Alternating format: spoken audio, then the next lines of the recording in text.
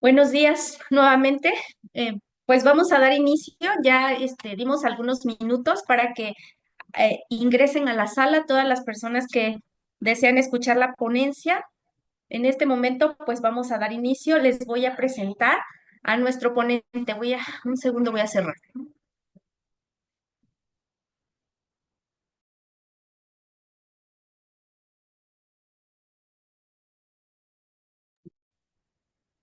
Listo. El doctor José Luis Hernández Díaz es nuestro ponente del día de hoy.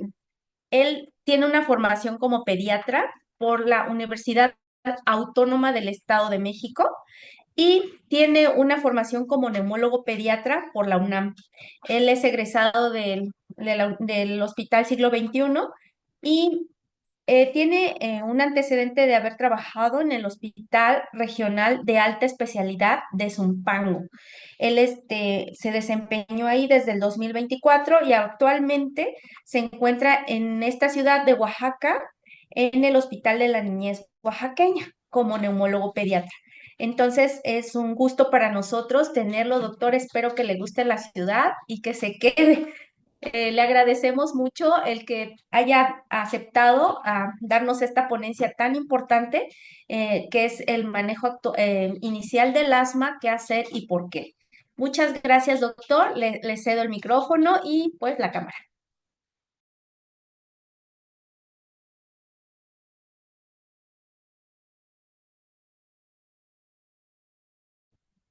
Buenos días, espero que me puedan escuchar todos. Pues bienvenidos. Vamos a ver ahí algunas cosas interesantes sobre el asma. Disculpen, pero siempre me distraigo viéndome yo en la cámara, así es que hoy por hoy lo vamos a omitir. Bueno, vamos a empezar con esta hermosa imagen. Es una pintura muy famosísima que se llama El pase de visita. Quiero que vean que aquí hay algunas curiosidades que desde tiempos inmemorables están presentes, ¿no? El maestro ahí escultando al paciente, no falta el vago de hasta atrás que está como viendo otras cosas, el que está en su libreta leyendo, los de adelante medio que ponen atención y el residente de posguardia, que es el que está al lado al lado izquierdo del maestro, está más vivo que muerto, ¿no? Entonces, más muerto que vivo al contrario. Y pues bueno. Vamos a seguir honrando la tradición de la enseñanza. Y pues bueno, vamos con la siguiente diapositiva, ¿no? Manejo inicial del asma. ¿Qué hacer y por qué? Lo más importante, esta no es una enfermedad nueva, esta es una enfermedad muy antigua. De hecho, viene del griego aesi, que significa exhalar con la boca abierta o jadear, ¿no? Que podría corresponder muchísimo al famosísimo jalar o la sibilancia expiratoria. Si bien no es una clase en donde nosotros debamos de remarcar el papel de la semiología, lo vamos a hacer nada más en este contexto, ¿no? De los cuatro ruidos respiratorios, cinco ruidos, perdón, respiratorios que ya vale a partir del 2012 la Asociación del Tórax Americana del Tórax y la Europea, están las sibilancias, ¿no? Que se dividen en dos, que son inspiratorias, expiratorias y un patrón mixto dependiendo de dónde lo leamos, ¿no? Siendo las expiratorias las más comunes del broncoespasmo. Entonces, la primera descripción de una sibilancia expiratoria proviene de los griegos con el término aesin. Para el 1552, el señor Areatus de Capadocia pues empieza a dar el primer tratamiento, ¿no? Y ya nosotros tenemos un registro tangible a través del papiro de Evers, ¿no? En nuestra edad moderna, pues ya tenemos al famosísimo doctor Henry Heitsalter que nos dice On Asthma, on Pathology and Treatment, que empieza, ¿no? Yo nada más les quiero dar un dato curioso. ¿Saben por qué Aquiles le ganó a Héctor? Pues bueno, porque en la Ilíada se describe que Héctor era asmático. Entonces, cuando dio las N cantidad de vueltas a la ciudad persiguiendo, bueno, corriendo de Aquiles, pues le dio el broncoespasmo y ahí valió. Entonces, una vez dicho eso, En la edad contemporánea, pues ya tenemos que desde 1902 se describe la fisiopatología de uno solo de los tipos de asma, porque hay muchos. Y ya para 1911, pensando en el asma predominantemente alérgico, empiezan ya las pruebas cutáneas. Digo, esto es más de terreno del doctor de alergología pediátrica, pero vamos a más o menos hablarlo porque es como el más común, ¿no? No es el único, pero sí el más común. Bueno, a este señor le debemos mucho, que es el doctor Henry Heights, perdón, John Hutchinson, el doctor John Hutchinson, que doctor era decir mucho.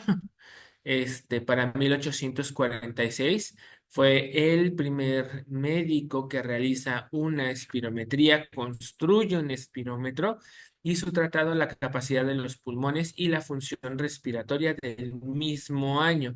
Pues con este espirómetro tan chundito, pues él realizó más de 4.000 espirometrías y es el padre, pues, de la neumología moderna. Una vez dicho esto, pues vamos un poquito con una anatomía más básica. Recuerden que de bronquio a bronquiolo, que son el pulmón, es literalmente los globos conectados por mangueras que se van dividiendo en globos más pequeños y mangueritas que se van haciendo más pequeñas. Esas mangueritas, bronquios a bronquiolos, tienen una tónica fibrosa que adelgaza con cada división. Es decir, que un paciente en las partes más distales no tendrá la tónica fibrosa, que si somos muy burdos, la tráquea tiene cartílagos que se van desapareciendo mientras más pasan las generaciones. Es por eso que te espasmas a nivel periférico y jamás te espasmas a nivel traqueal, salvo que tenga un trancazo. Entendido eso, la mucosa está formada por un epitelio de pestañas vibratorias, cilios vibratorios que jalan el moco. Cuando tú te espasmas, cuando tú cierras el moco, no fluye, ¿sale? Quiero que esto lo tengas. Entonces, ¿a qué rayos va a responder? ¿O qué receptores tiene? Beta 2. Por eso los receptores beta 2, cuando los estimulas, abres el bronquio. Por eso una clase de medicamento es el beta 2 agonista de corta o de larga acción. ¿Sale? Entonces todo empieza a tener más sentido. Insisto, se les dice a los alumnos, no se trata de aprenderse todo. El conocimiento en medicina debe de ser práctico y ayudarte de la mayor cantidad que tengas. No necesitas memorizar todo si lo sabes, analizar de una manera correcta. Una vez dicho esto, un momento. Se va a cambiar de red del doctor, estaba cortándose un poco su sonido, entonces vamos a ver si se puede escuchar mejor y no se entrecorta. Vamos a ver si con este cambio mejora la percepción porque se cortaba mucho.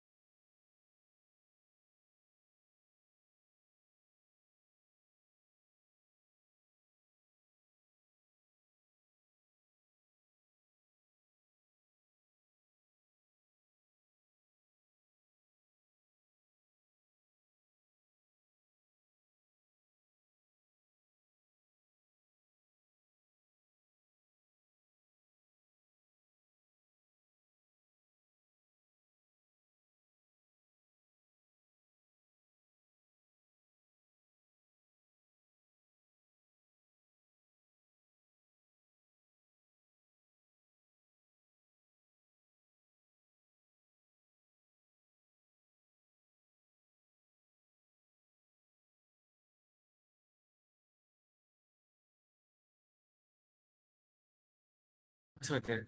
Entonces, retomando el tema, ¿no? Disculpen las situaciones ahí medio estrafalarias con los aspectos técnicos. Volvamos.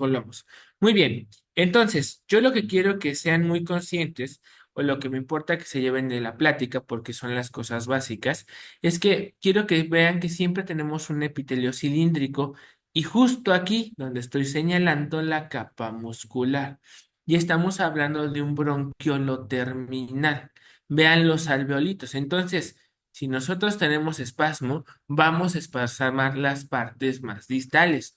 Ojo, no confundir espasmo con atelectasia. Son dos cosas completamente diferentes. En una, vamos a tener la disminución de la luz por contracción. O sea, de aquí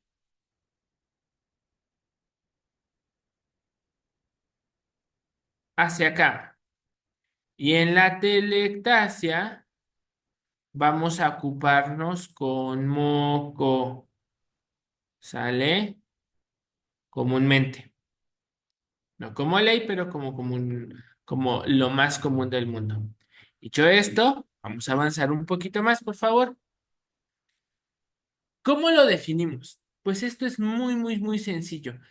La definición te dice que es una enfermedad inflamatoria crónica de las vías aéreas, caracterizada por tres cosas. Hiperreactividad de las vías aéreas. El hiperreactor bronquial o la hiperreacción bronquial no es como tal un diagnóstico, es una fase sintomática. ¿Sale? Esta enfermedad se caracteriza por la recurrencia de tos, sibilancias y disnea. Entonces, la tos será predominantemente seca. Las sibilancias, si nosotros pusimos atención a lo que mencioné hace ratito, comúnmente serán expiratorias.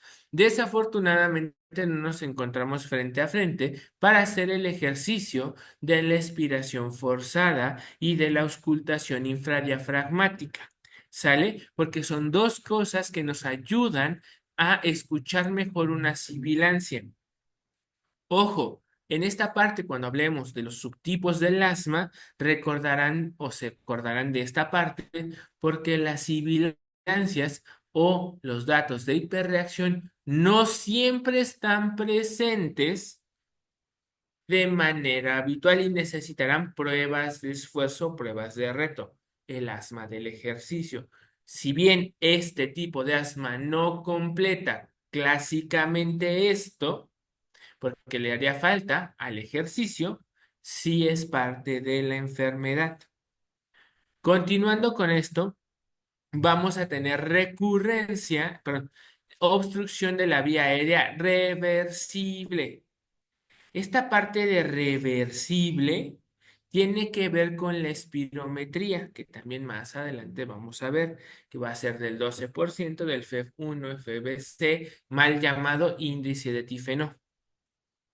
Bueno, ¿qué tan importante es lo importante? Lo importante de aquí, pues, ¿qué es? Número uno, pues que asmáticos hay en todos lados. ¿Cuál es el problema? Que estamos muy infradiagnosticados.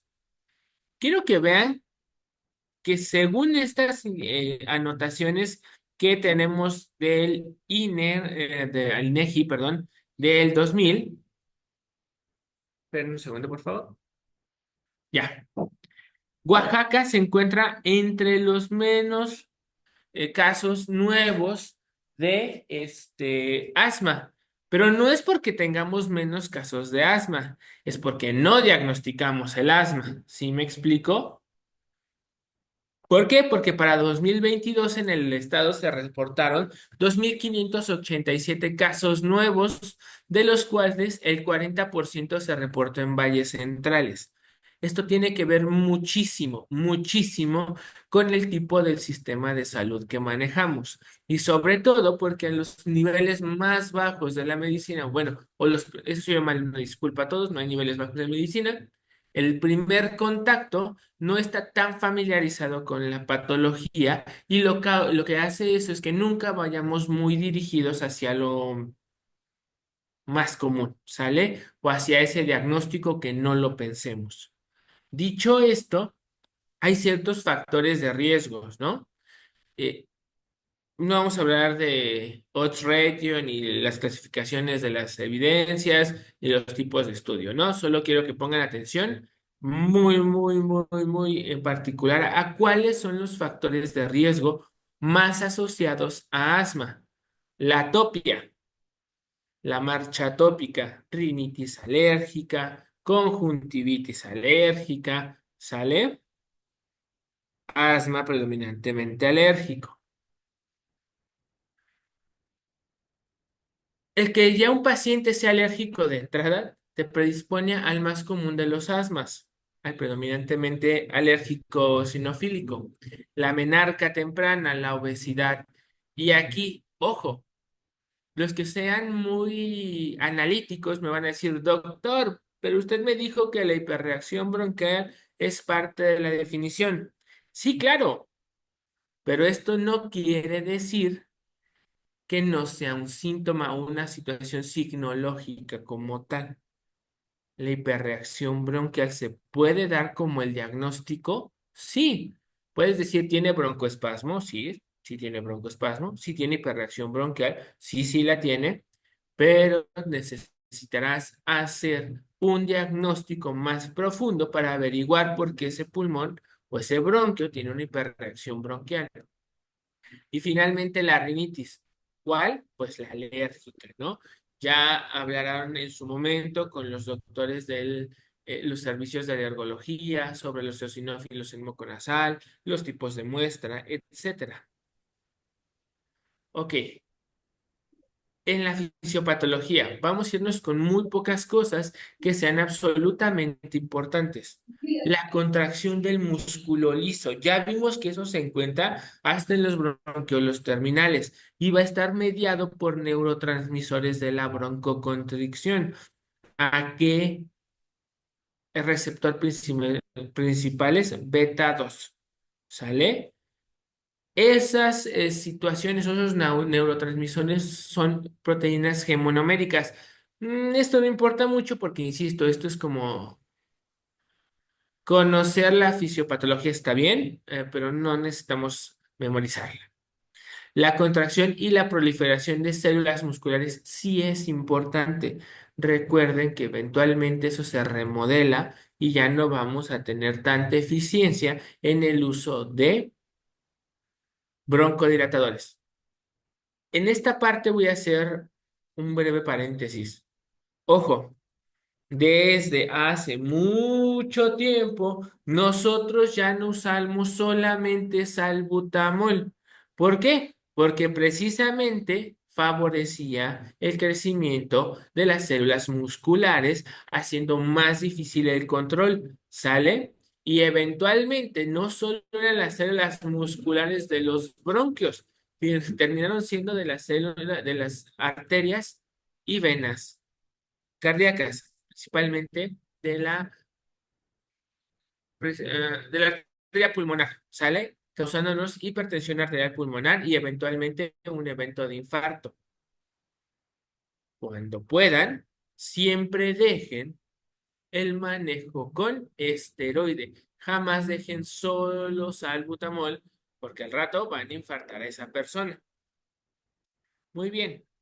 Edema de la vía respiratoria. Pues sí, recuerden que es una parte inflamatoria, va a haber un exudado, etcétera. La hipersecreción de moco. Sí, eso evita que lleguemos a las partes más distales del bronquio. Ojo, puede producir un tapón de moco y esto va a ir asociado a la gravedad. ¿Por qué? Porque entonces les dije hace ratito que cuando hay un tapón de moco, hay una atelectasia y el paciente puede tener microatelectasias y el medicamento ya no pasará a las partes más distales. ¿Sabes? No debemos de llegar a este punto. Ojo, también aquí es una parte importante. Muchos de ustedes recordarán los síndromes anticolinérgico y colinérgico. Sale la famosísima mnemotecnia conocido por las generaciones milenarias de médicos, tener la cola húmeda. El colinérgico, muchas secreciones. El anticolinérgico, todo lo seca. Curiosamente, el salbutamol en su presentación más eficiente es un beta 2 agonista, que es salbutamol, que causa un bronco, una broncodilatación, más un anticolinérgico para disminuir ¿qué? La hipersecreción de moco. ¿Sale? Quiero que eso lo tengan muy en cuenta. Ojo, también en esta parte ha sido la evolución del asma. En esta parte es muy importante recordar que la mayoría de las veces que hacemos, nebulizamos, licuamos más el moco. A veces es muy eficiente si ya tenemos tapones mucosos, pero si no los tenemos, lo más eficiente siempre serán los dispositivos presurizados de dosis medidas. No se preocupen, más adelante lo vamos a ver. Finalmente, los cambios estructurales, que vamos a llegar a una fibrosis subepitelial por un depósito de colágeno. ¿Qué significa esto? Que de tanto que estás fastidiando al músculo, va a ceder la cantidad de músculo y se va a sustituir por tejido cicatrizal. Y al rato dilatar este bronquio va a estar chino, imposible. Bueno, continuemos. Diagnósticos diferenciales. Aquí quisiera ser muy correcto con todos ustedes, muy psicótico si ustedes gustan, pero tienen que pensar mucho en fibrosis quística. El estado de Oaxaca, en sus maravillosas 8 regiones, tiene alta incidencia de la fibrosis quística, pero es una fibrosis quística mal diagnosticada. La fibrosis quística debería diagnosticarse en los primeros años de vida, ¿no? Y por muy triste que parezca, los pacientes siguen llegando ya a los 7, a los 12 años, vista por N cantidad de doctores diciéndole que pues no, nada más es la tos y que porque se aleje, ¿no? No, no, no, no, no. Considérenla. Niño delgadito, mucha tos, flemas, pólipos en la nariz, prolapso rectal. Mándenlo con su neumólogo de confianza, por favor. Bronquiectasias. Ok. Esta parte, digo, yo lo incluyo así porque es lo que dice la Gina. No estoy muy de acuerdo. ¿Por qué? Porque las bronquiectasias son una situación que solo vamos a poder estimar en dónde, en la tomografía. Y es la pérdida de la relación entre la arteria y el bronquio de 2 a 1. Y eso, pues necesita estar muy entrenado para diferenciarla, ¿no? La discinesia ciliar primaria, eso sí, es igual que la fibrosis quística, solo que en esta cosa no mueves el cilio porque está defectuoso. La enfermedad pulmonar crónica del prematuro. Los niños displásicos a los que maltratamos también es otra práctica muy interesante. Recuerden, no todos los niños que son displásicos les va mal, pero les va a ir mal si los tratas mal. No podemos tener en mente el asma cuando tienes un niño súper prematuro, que sí, que recuerden, los cartílagos no están formados y entonces el colapso va a ser mucho más fácil, ¿sale? O puede tener una propia malasia, justo como dice arriba. La aspiración crónica o la neumonitis por aspiración. Pues no vas a confundir asma cuando tienes un niño que tiene un retraso psicomotor, que cuando come tose, que tiene fonación húmeda, es ese, porque ese niño está aspirando. Desafortunadamente no es clase de radiología para estar viendo ocupaciones alveolares, paracardíacas o en su defecto apicales si el niño está de pie, ¿no? Esto sí, aspiración de cuerpo extraño. Oaxaca en su bellísima diversidad tiene algo muy interesante. La mayoría de la gente deja a los niños jugar mucho en donde quieran y como pueden.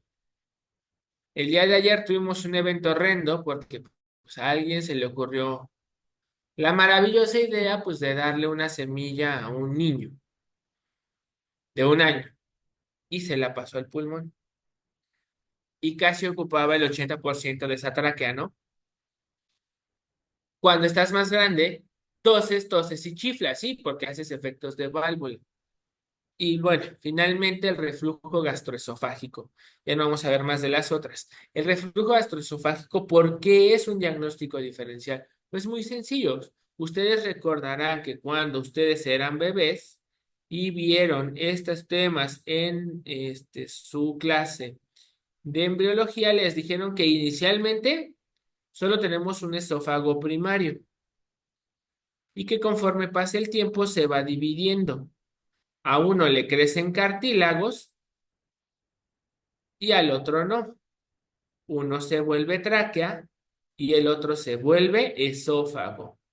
Por eso, la inervación es la misma. Y cuando fastidias con ácido el esófago, quien se contrae es el árbol bronquial. ¿Dudas o preguntas aquí? Bueno, continuemos. Parece que no. Continuemos. Tipos de asma. Hay, pero montones. Vamos con el más común, por fenotipo, por su expresión, alérgico o no alérgico. ¿Cuál es el más común? El alérgico. ¿Cuál es el que es más escandaloso? El alérgico. ¿Por qué? Porque tantito le pusiste polvo, tantito le diste, le agarró al gato, porque también aquí no son animalitos de compañía, son peluches para dormir. Hacen broncoespasmos severos, sí. ¿Con qué va a responder? Pues con el esteroide rápidamente. La no alérgica o propiamente inflamatoria, esa es la más exquisita, porque hay subtipos, porque está la asociada al ejercicio, la que es propiamente inflamatoria, siendo estas dos, para no alargarnos más, muy difíciles de diagnosticar. Pero bueno, continuaremos ahorita viéndolos. En base a su clasificación eosinofílica será alérgica y neutrofílica será inflamatoria. Dependiendo de cómo esté su inicio temprano, un inicio tardío. Lo que a mí me interesaría y en general a ustedes y a todos sus pacientes es que ustedes lleguen al menos al diagnóstico de sospecha de asma. ¿Sale? Ya será cuestión del médico pediatra referirlo oportunamente al neumólogo si no se corrige bien, o en su caso tratar los casos leves. Esto, al igual que la reanimación, pues la mayoría puede quedar bien tratado por un médico pediatra, por un médico general, en adultos, sobre todo, pero sí los niños yo sí les recomiendo a su médico pediatra, al menos e idealmente a su neumólogo. Bueno, ¿cómo vamos a hacer esto? Esta parte es la que yo quiero que me pongan mucha atención, porque así como hay una definición de displasia broncopulmonar que nosotros nos permite hacer el diagnóstico sin ningún tipo de estudio, así también nos van a decir que podemos usar una cosa que se llama índice predictivo de asma. Bueno. ¿Cuál es la historia más común? Tos, sibilancias, dificultad y opresión torácica. ¿Tendremos que hacerle una prueba de espirometría? Sí. ¿La tengo? Pues la hago, ¿no? ¿Está positiva? Pues es asma. No cuento con ello, puedo hacer una prueba. Esto es de la gema, ¿eh? Es igual muy respetable, pero ahorita vamos a ver o vamos a hacer hincapié en el índice predictivo de asma. ¿Cuánto tiempo? ¿Qué significa GCI? Glucocorticoide inhalado. Y SABA es beta 2 agonista de larga acción, ¿sabes? Por 6 a 10 semanas. ¿Tuvo una buena respuesta? Pues no le busques más, es asma. ¿Tuvo una mejoría parcial? Pues bueno, hay que hacerle más cosas. ¿Sale? ¿Tiene una prueba con broncodilatador negativa? Pues ahora sí, prueba de provocación a metacolina o ejercicio. El tener una espirometría normal no significa que no seas asmático. ¿Cuáles ven la mayoría de la gente? El que sale con la espirometría, está todo positivo, le hiciste prueba terapéutica, tuvo buena respuesta, asma. Pero los que no, tendrán que ir con su neumólogo, ¿sale? Y él les tendrá que hacer una prueba de provocación a metacolina o ejercicio. Si sale positiva, pues tragas, es asma. Sale negativa, pues hay que abordarlo. Esta parte va complementada con esto, el famosísimo índice predictivo de asma, modificado actualmente, ¿no? Necesito que lo vean muy analíticamente porque en Oaxaca tiene el acceso a la salud un poco más complejo, ¿no? No como en mi natal Ecatepec, que pues, abundan los altos, pero también los doctores en cada esquina, ¿no? Con los IMI. O, o hablando de mi amada Toluca, ¿no? Que, pues, bueno, qué belleza. Bueno, me fui un poco, perdón. Lactantes menores de 3 años a los que se les vamos a hacer, ¿sale? Con 3 o más episodios. ¿Qué es un lactante? Son todos los niños a partir de un año, perdón, de un mes hasta los 2 años, que es teóricamente cuando dejas de usar o tomar leche de manera constante. Pero lo pueden usar durante los primeros 3 años de vida. Y yo diría que si no tienen acceso a un espirómetro, a un neumólogo, a un pediatra, aplíquenlo y confíen en él. Está diseñado para establecer un diagnóstico de sospecha y para iniciar una prueba terapéutica. ¿Sale? Porque lo peor que le pueden hacer a un paciente es retrasar su tratamiento. Tiene dos criterios mayores: que el papá o la mamá tengan un diagnóstico médico de asma, que el bebé tenga un diagnóstico de eczema atópico, de dermatitis atópica de los 2 a 3 años. Y en el modificado, que digo, por respeto a la gema, porque no es el de 2024, aquí te dice que el niño esté sensibilizado a algún aeroalergeno. ¿Cuáles son los aeroalergenos? Los más comunes, los ácaros, el polvo y la cucaracha. ¿Sale? Una vez dicho esto, ¿en qué momento se pueden hacer las pruebas de alergia honrando a la famosísima doctora Alejandrí a los 3 años? ¿Sale?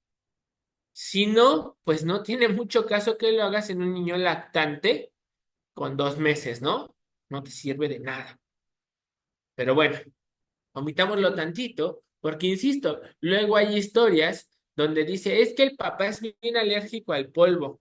Y le hicieron pruebas, no, doctor, pero nada más está sucia la habitación y el señor llora, se le tapa la nariz y así. Ah, bueno, está bien, señor. ¿Y lo mismo le pasa al niño? Sí, también. Criterios menores. La presencia de rinitis alérgica diagnosticada por un médico a los 2 a 3 años de edad. No sé cuáles son los criterios. No te preocupes, doctor. Pídele eosinófilos en moco nasal en serie de 3. Es un hisopado, es ver al microscopio, en cualquier laboratorio lo tienen. Punto de corte, 4%. Sibilancias no asociadas a resfriados. ¿Sale? Eosinofilia en sangre periférica igual o superior al 4%. Y agregamos uno del modificado, porque este ya incluye pruebas de alergia, que sería alergias alimentarias, a leche, huevo y mariscos. Soy alérgico, así que particularmente los odio. Entonces ahí está la muerte, ¿no? En resumen, necesitamos uno mayor o dos menores para que sea positivo. Ojo, la pregunta obligada sería, doctor, ¿pero cómo sé que son sibilancias no asociadas a resfriados? Pues bueno, son más de 3 eventos al año, duran más de 24 horas y al menos uno fue presenciado o diagnosticado por el médico. Entonces, tienes un índice predictivo positivo de asma con un valor predictivo del 77% y negativo del 68%, o sea que tienes muchas más probabilidades de atinarle a un diagnóstico de asma que no. Mucho ojo, mientras más lejos estamos de las situaciones urbanas, más deberíamos usar el índice predictivo de asma.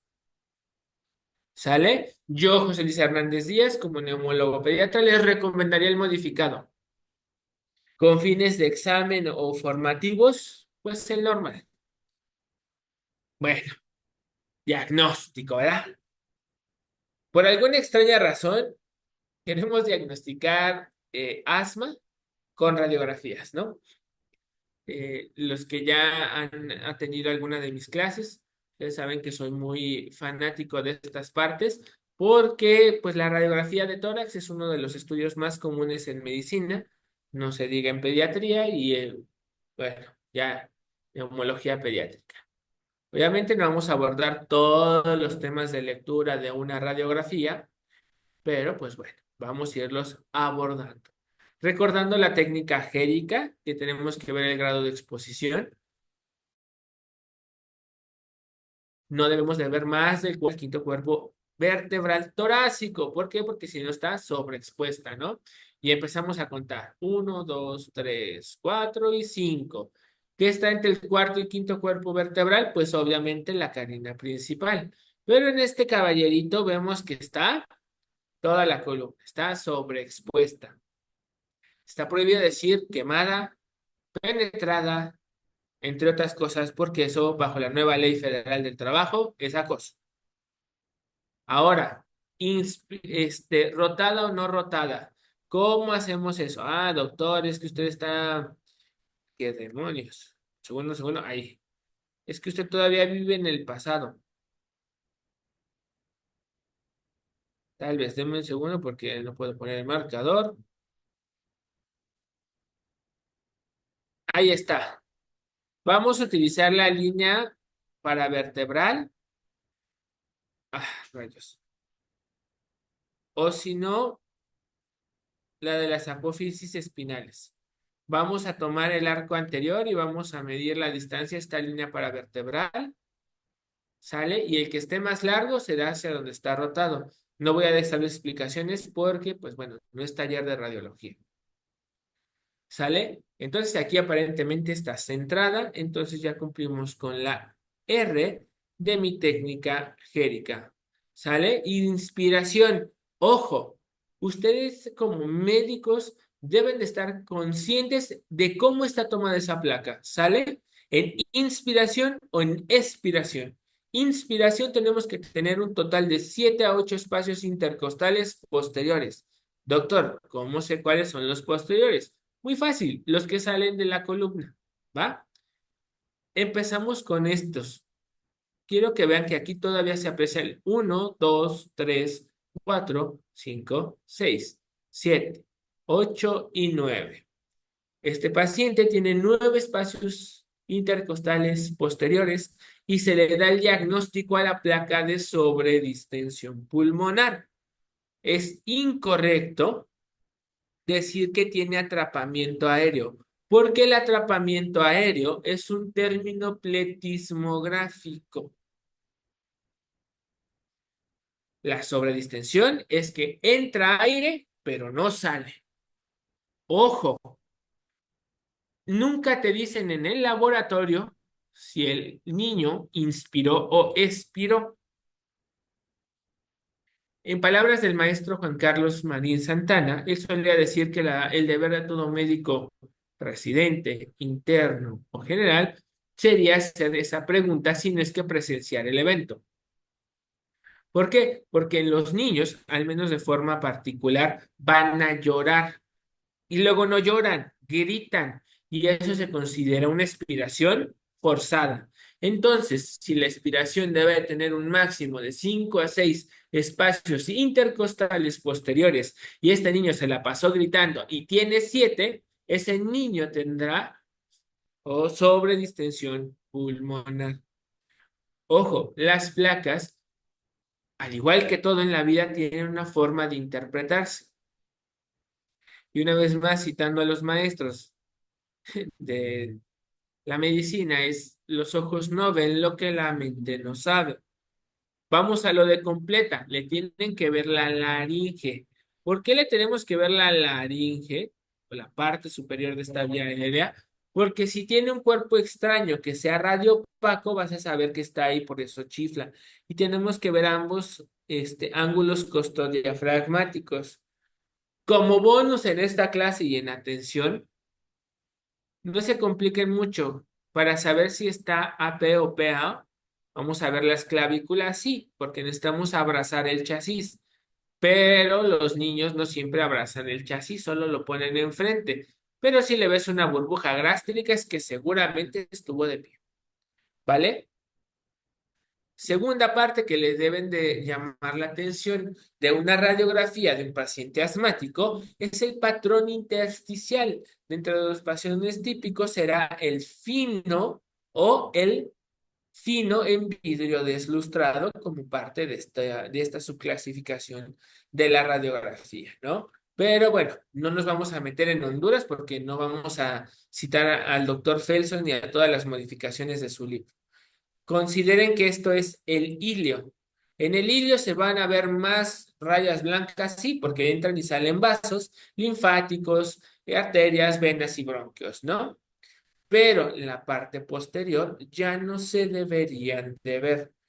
Hay patrones broncovasculares normales, porque las tramas broncovasculares o el término trama es un término incorrecto. Tramas las de las novelas, no la de los pulmones. Muy bien.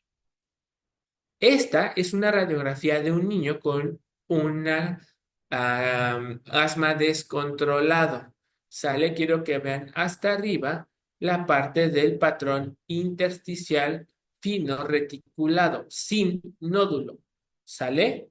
Y obviamente, pues tenemos a los adúlteros, ¿no? Esta radiografía es más que nada una oda o una canción al paciente que tiene una crisis asmática ya medio pocoso y que le pueden ver el famosísimo corazón en gota.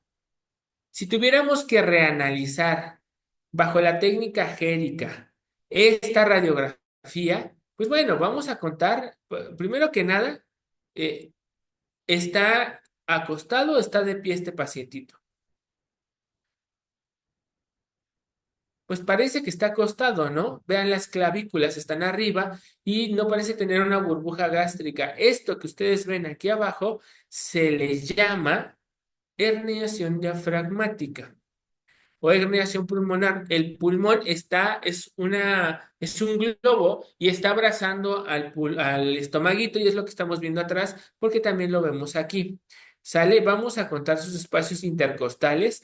Son uno, 2, 3, 4, 5, 6, 7, 8, 9, 10, casi 11. Y de arriba vamos 1, 2, 3, 4, 5, 7, 8, 9, 10, casi 11. ¿Qué me llama la atención, aparte de la evidente sobredistensión pulmonar? El signo de corazón en gota y la presencia de nódulo. Y este patrón intersticial fino, ya tirándole a grueso, ¿no? Esta es la clásica radiografía del paciente con una crisis asmática, ¿verdad? Severa, diría yo, atreviéndome, obviamente, bajo la premisa de que yo conocí al paciente, porque no me acuerdo si fue moderado o grave, pero sí estaba muy horrenda, pero bueno, y que llevaba era un señor, papá de uno de mis hijitos de aquí del hospital, pero que llevaba pues más o menos como 25 años usando salbutamol de vez en cuando y ya había tenido su primer infarto. Entonces, pues bueno, hay que evitar que lleguen a pasar estas cosas, porque insisto, estamos en el estado más litigante del país. Bueno, ¿qué va más allá? Los tipos de pruebas de función pulmonar. Esto, quien me conoce sabe que es un clásico para mí. Hay dos tipos que vamos a ocupar, las pruebas mecánicas, que será la espirometría y la pletismografía y la prueba de reto bronquial. ¿Por qué pongo espirometría? Porque es la más repetible, es la más común, es la que, híjole, voy a ser muy específico, tiene menos requisitos ambientales, aunque no por eso sean sencillos. Un ejemplo es que la mayoría de los espirómetros actuales trabajan o deberían de trabajar a una temperatura de 17 a 24 grados centígrados, que en teoría es la si ustedes conocen de estas cosas de la ley de Boyle y de los gases y demás cosas, es cuando mantenemos estables esos gases dentro y fuera del pulmón y la medición es más exacta. La pletismografía, que es la única que me va a decir que tengo o no un atrapamiento aéreo, y finalmente la prueba de retrobronquial. ¿Por qué? Porque puede haber un niño que va a su consulta o un adulto que dice, ay, sí, doctor, sí me curé de la tos con el tratamiento maravilloso que me dejó, pero ahora volví cuando jugué fútbol. Entonces le haces su prueba de reto bronquial y ya lo diagnosticas como un asma al ejercicio. Y finalmente, las pruebas de intercambio gaseoso. Estas dos deben de ir acompañadas siempre.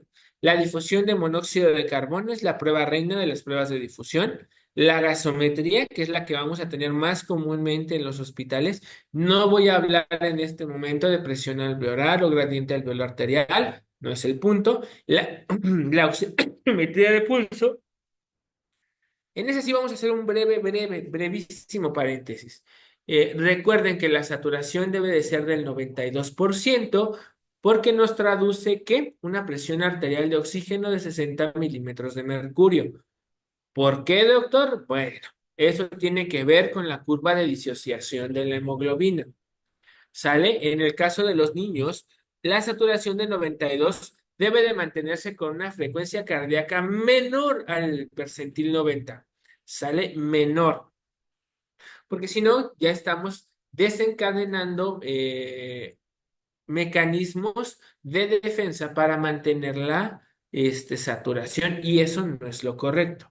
¿Sale? Finalmente, la fracción exhalada de óxido nítrico, que es la que vamos a ver a continuación, que obviamente yo sé que es un término que, bueno, vamos ahorita viéndolo para que avancemos, porque si no me voy a quedar sin tiempo y ya faltan menos minutos. Espirometría es el estudio que ustedes van a pedir.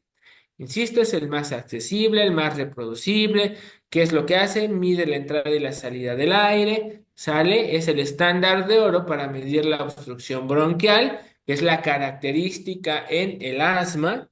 Sale, evalúa la respuesta a broncodilatadores y los estímulos de obstrucción bronquial. Y finalmente, la restricción no puede ser diagnosticada por espirometría, solo sugerida. Puede ser que su neumólogo les haga la espirometría. ¿Cómo rayos la interpreto? Ah, muy bien. Esta viene de la GEMA y está en español la terminología, pero no van a venir así en los comunes. Casi siempre va a estar en inglés, o sea, al revés.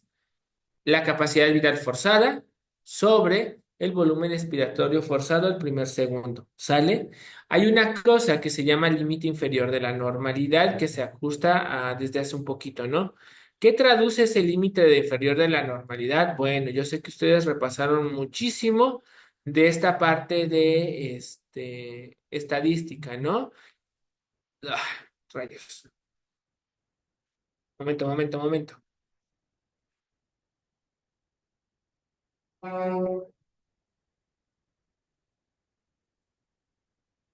Que habla de la campana de Gauss, ¿no? La distribución normal y te dice que en estas dos rayas está el 80% de la población, 10 aquí y 10 acá, ¿no? Pues bueno, a partir del punto donde ya no está todo el 80%, se le considera el límite inferior de la normalidad y es el que vamos a utilizar. Antes usábamos como punto de relación el 80% justo por la campana de Gauss, pero bueno.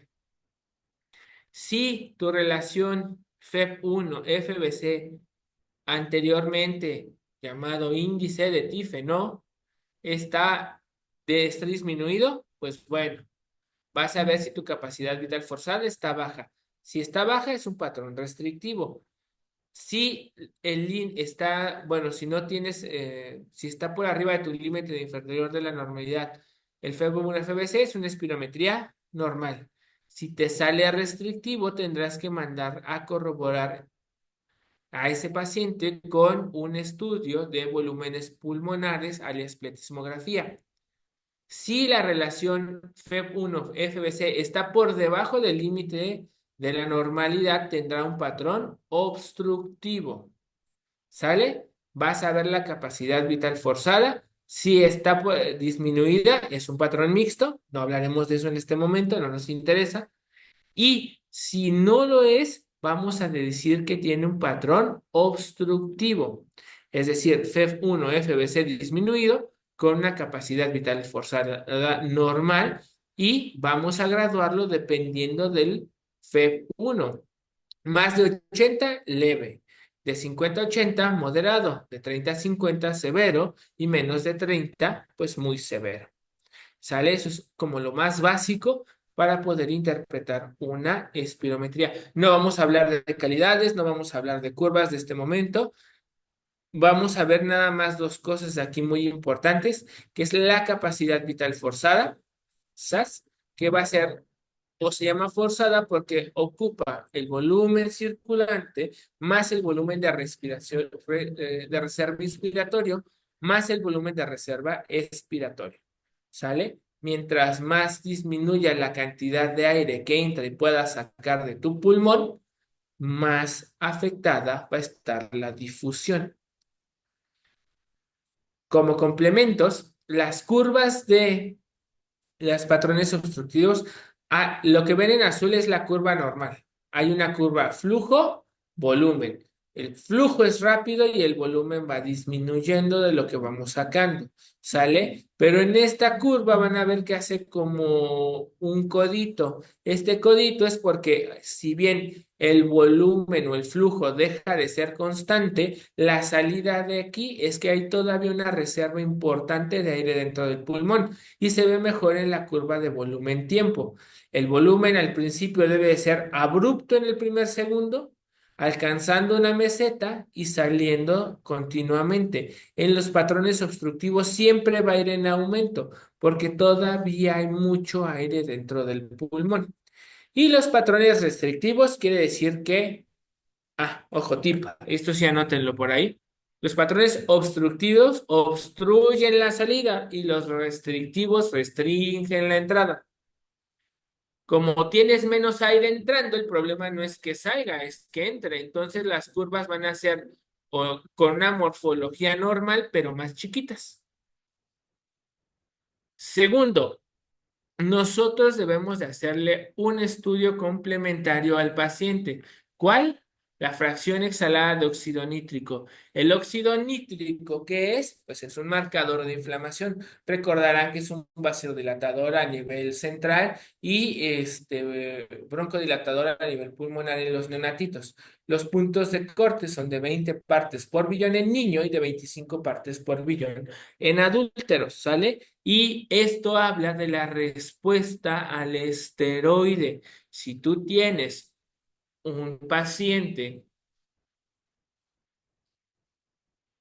adulto con 48 partes por billón del óxido nítrico, hombre, ponle esteroide, le va a ir muy bien. Pero si lo tienes con 10, 15, 16, pues hay que mejor buscar dosis mínimas efectivas de ese esteroide, porque pues aunque le pongas mucho, su asma muy probablemente no sea eosinofílico como lo hablamos previamente. Vamos a hablar de los dispositivos y de su importancia. Clásicamente nosotros tenemos estos aparatitos que se llaman PMDI, medicamentos presurizados de dosis medidas o medicamentos inhalados presurizados de dosis medidas. PMDI, ¿sale? Los clásicos tienen una velocidad de salida de 8 metros por segundo. Si ustedes lo multiplican 8 por 60, pues es una velocidad bastante considerable. A ver, 480 metros por minuto. Si tú multiplicas 480 por 60, son 28.800, es decir, 28 kilómetros por hora. Es una friega. Pero aún así, todo esto quedaba impactado en la faringe y aún así lo poco que llegaba a pasar funcionaba, salvo que tengas un evohailer que van a bajar esta velocidad considerablemente. Ante esta situación tuvimos que utilizar aerocámaras. ¿Para qué utilizamos la aerocámara? Para que la velocidad quede atrapada dentro de esta área, que es la cámara como tal, con una película electrostática que hace que reboten todas las moléculas y que se puedan generar de manera eficiente. Ojo, una aerocámara no necesita luz. Una aerocámara no necesita calcular la dosis ponderal. Ponderal significa conforme al peso. Una aerocámara, mientras se tenga limpia, está lista para usarse. Es mucho más rápida, ¿sale? No tenemos igual tiempo para andar repasando esta técnica de, oye, agítalo 10 veces, ponlo, jale, exhala, bla. Solo les voy a decir que pues, para eso hay videos en internet y harán de su una práctica mucho más eficiente y mucho más segura. Ok, la siguiente parte es una anatomía de cómo está compuesto un PMDI y de lo que yo quiero que más importe o más tengan en visión es que ustedes tendrán que limpiar este pequeño puntito que es donde sale o donde se atomiza el medicamento.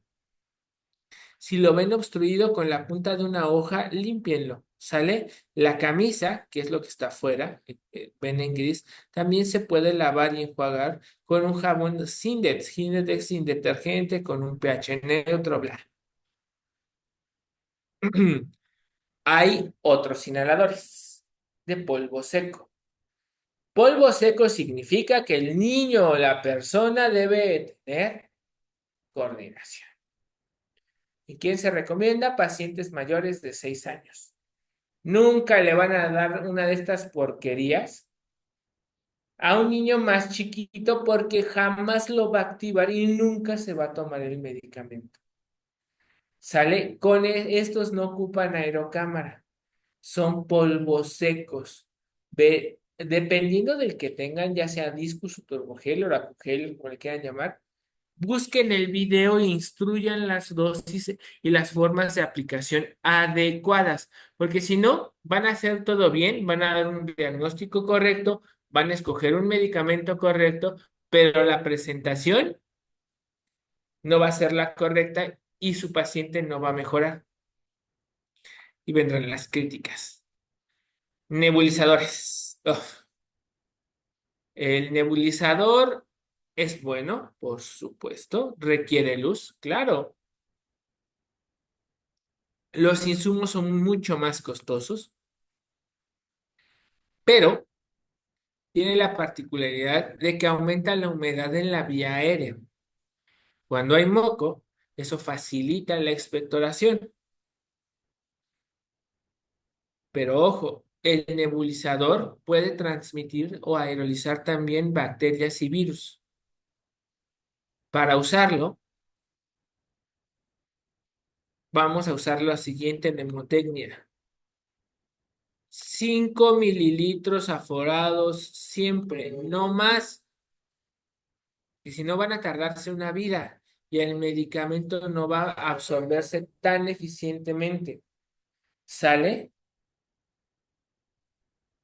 Un dispositivo por medicamento especial o la alfa-dornasa,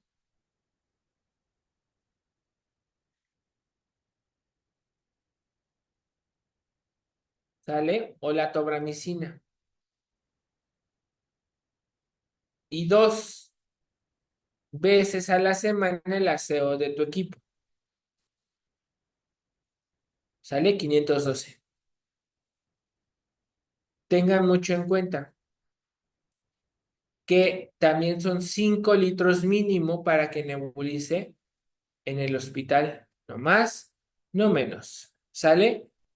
Seguirlo utilizando, sí, claro, en el hospital hay una ventaja, por supuesto, lo ponemos con oxígeno, pero las dosis no son tan bien medidas. Ojo, aquí, por ejemplo, en salbutamol, podemos estar ocupando una dosis de 0,15 a 0,25 miligramos por kilo dosis. Si lo utilizas en un niño que pesa 20 kilos y le pones 0,15, te van a dar 300 miligramos de salbutamol, ¿no? La dosis mínima será de 5 miligramos, pero ese niño que pesa 20 kilos seguramente tendrá como 4 o 6 años y la dosis PMDI es de 200 microgramos. O sea que cada miligramo tiene 1,000 microgramos. ¿Cuáles les recomendaré toda la vida? Los PMDI. Menos efectos adversos, mejor colocación, una dosis más precisa. PMDI siempre. Lo único que hay que remarcar aquí es que de 0 a 3 años vamos a usar la mascarilla, que es esta, la que ven abajo a la izquierda, y a partir de los 4 años, teóricamente, la pieza bucal. Para el manejo vamos a ser ya muy apegados a lo que dice la GINA. Vamos a estar siempre evaluando los síntomas, las exacerbaciones, los efectos secundarios y la función pulmonar y sobre todo la satisfacción del paciente.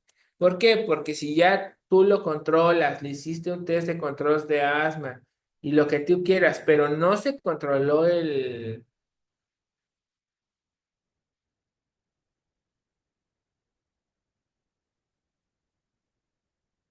paciente, este, pues tienen que volver a revalorarlo. Por favor, denme un segundo, un momento.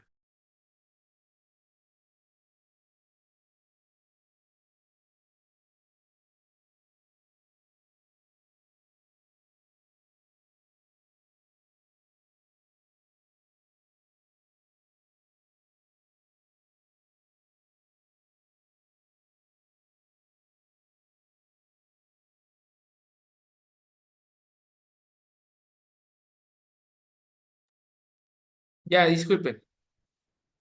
Bueno, segundo, hay que confirmar el diagnóstico. La mayoría de ellos siempre va a llegar con un índice predictivo de asma positivo. Entonces, cuando el niño puede hacer la prueba terapéutica animal, la prueba de función respiratoria a los 6 años, tendrá que hacer su espirometría. Verificar la técnica del uso del inhalador. Esa comedia de House donde la señora se ponía el aspirador como perfume, eso pasa. De verdad no es gracioso, pero pasa. Y de verdad es horrible porque tú ahí desorate aumentándole las dosis a niveles increíbles y el niño de 6 años pues no puede jalar un turbogeller, ¿no? Y tú, señora, sí compré el que le dije, sí, a verlo, es que no es igual al de la foto, me dijeron que este era igual. Y aquí, híjole, algunos farmacéuticos con tal de vender les dan medicamentos que nomás no.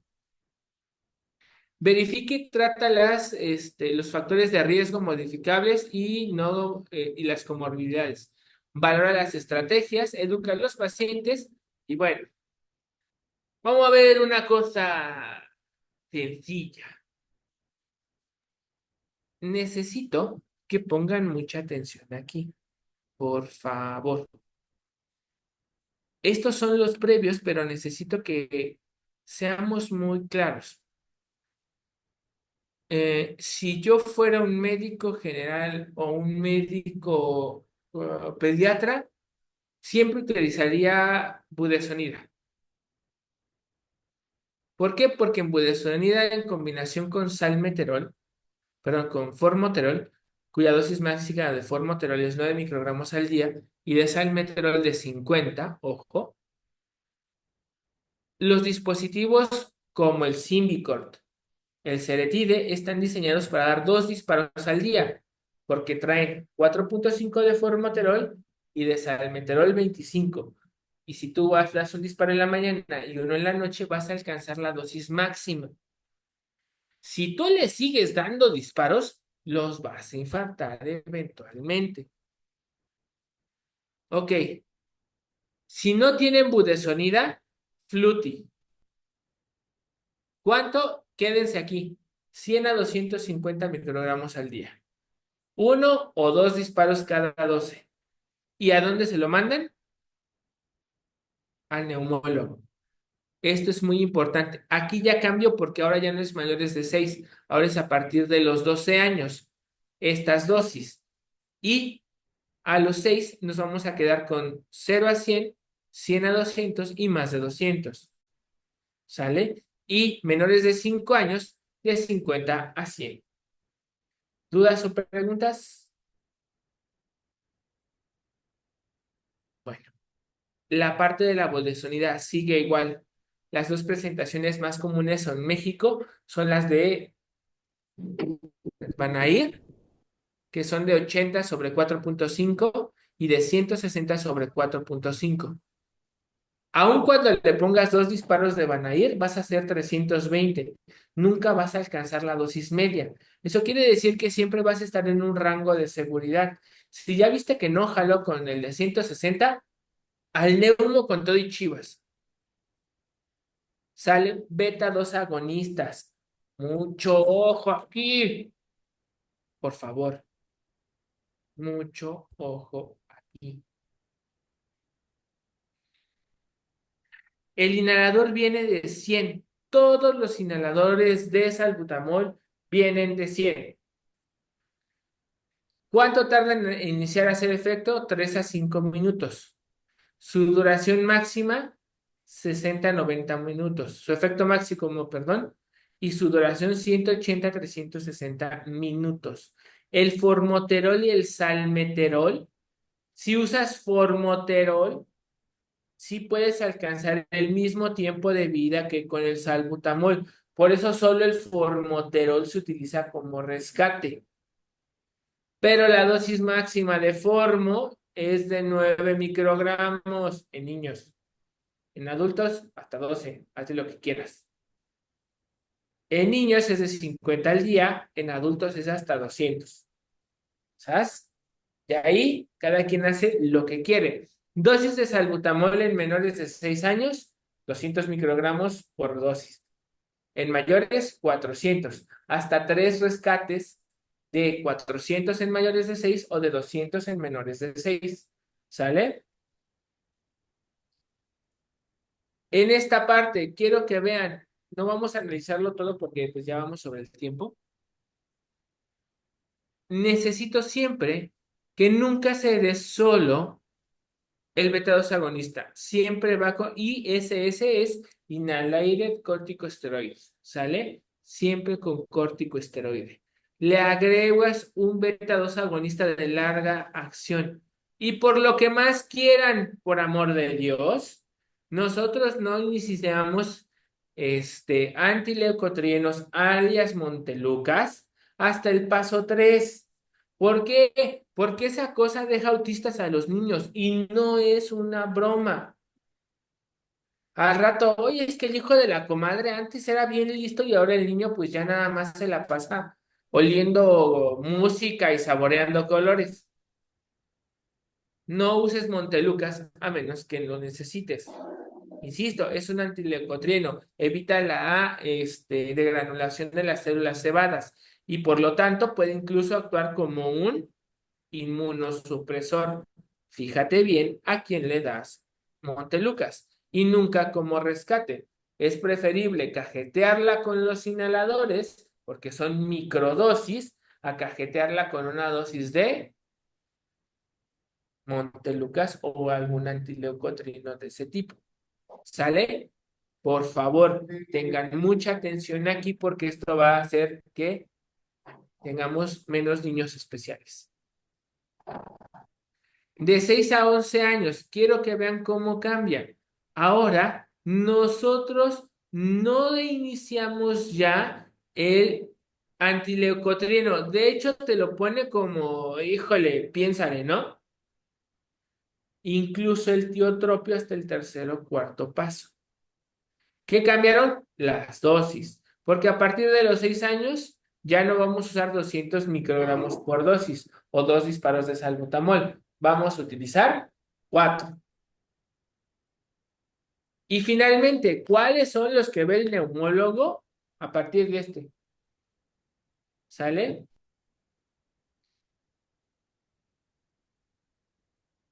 Bien. Factores del tratamiento. Llevar el seguimiento de tu paciente, su expediente y ver cómo va. Preguntar sobre los efectos secundarios.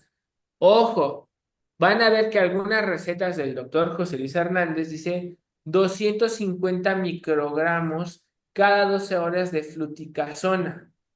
Esas son dosis altas, como lo vieron previamente, pero no se puede mantener por un periodo de tiempo largo.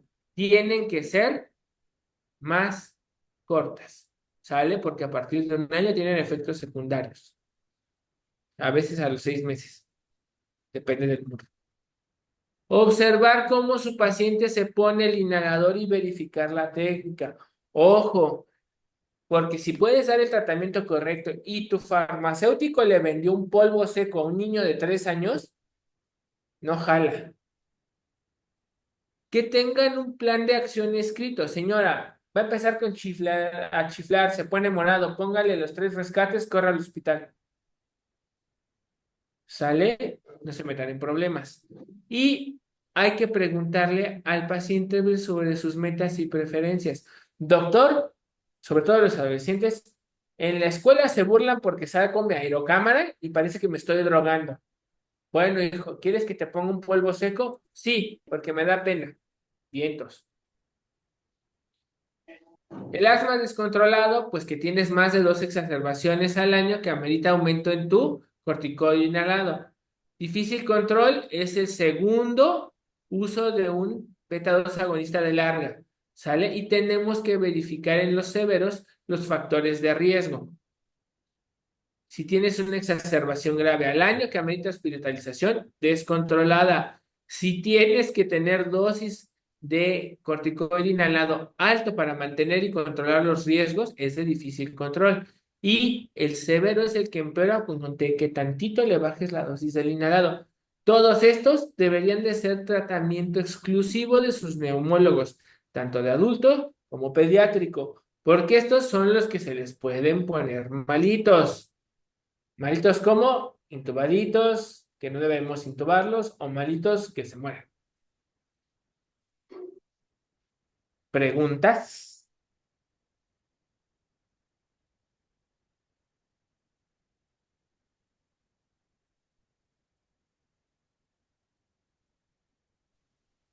Em, la doctora Nancy se tuvo que retirar un momento, pero si hay alguna pregunta, las pueden mandar al chat y se las leo al doctor. Ah, ya las vi. A Yuridia, la budesonida viene en presentación de punto 25 y 250. Ok, sí, eso es en nebulizado.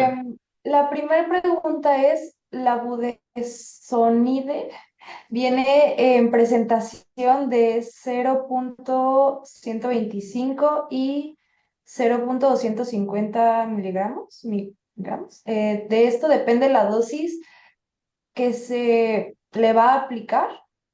En una crisis asmática se puede poner nebulizarlo sin diluir. Ok, Sería la respondiendo, primera pregunta de Yuridia. respondiendo a la pregunta de la doctora Yuri, vamos a ser muy claros.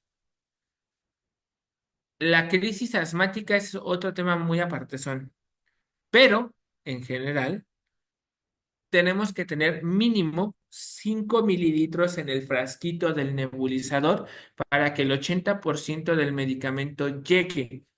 Si tú quisieras ponerle dos ámpulas de 250 microgramos o 250 miligramos, de todos modos solo le va a llegar el 80% de lo que le pongas.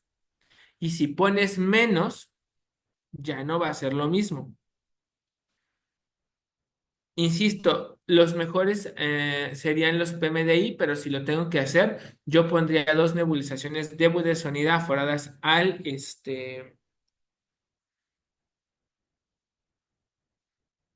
5 mililitros cada 12 horas. ¿Sale? Y para la crisis yo creo que sería mejor que le pusieran un PMDI a dosis altas, ¿no? Respondiendo, no sé si va a haber manera de ver la repetición. ¿Alguien más tiene alguna pregunta? No sé si le respondí a la doctora Yuridia.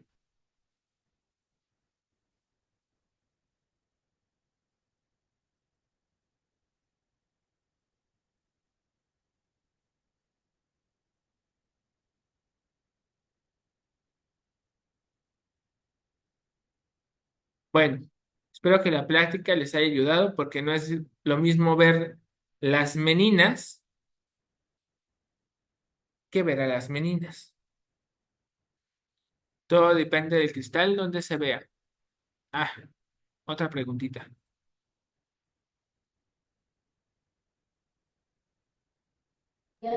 Em, bueno, si ya no hay más preguntas de parte de la Facultad de Medicina y Cirugía, muchas gracias, doctor.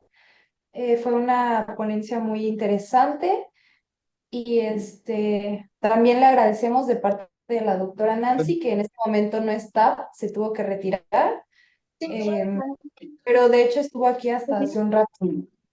Em, en este momento vamos a subir el enlace de registro con un cuestionario de forms para que puedan responderlo, por favor. Es importante que todos lo respondan y también que lean bien las instrucciones para que se registre bien su respuesta, porque con eso nosotros les enviaremos su constancia de asistencia a esta conferencia virtual, para que se le cuente se valide.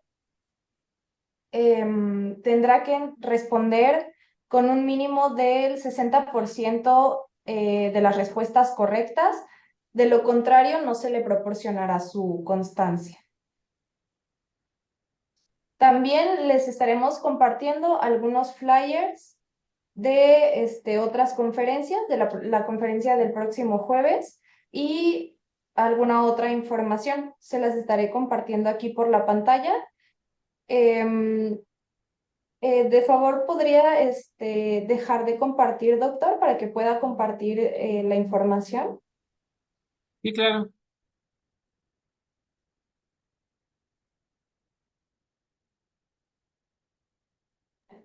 Bueno, la doctora María del Carmen le manda felicidades, doctor, excelente plática. Muchas gracias, doctora María.